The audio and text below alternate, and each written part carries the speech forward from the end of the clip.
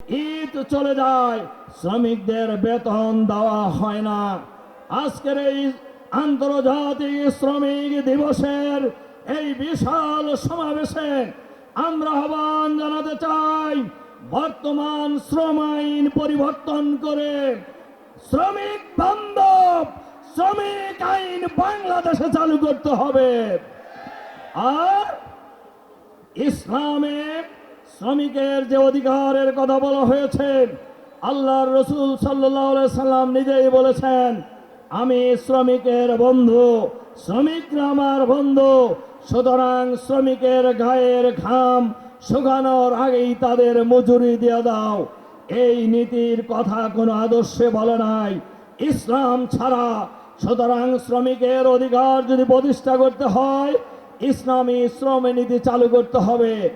আর ইসলামী শ্রম নীতি যদি চালু করতে হয়, ইসলামী কল্যাণ রাষ্ট্র কায়েম করতে হবে।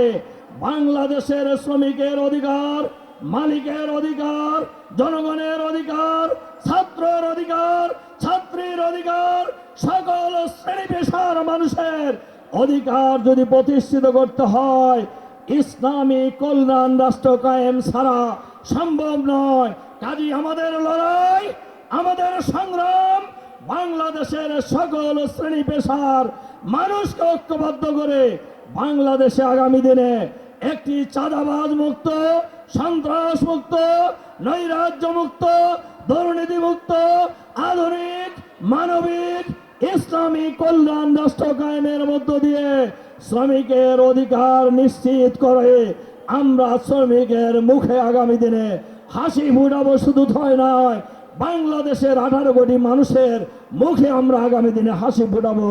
এটাই হোক আজকের এই আন্তর্জাতিক শ্রমিক দিবসের অঙ্গীকার। সেই অঙ্গীকার জানিয়ে আমি আমার বক্তব্য এখানে শেষ করছি।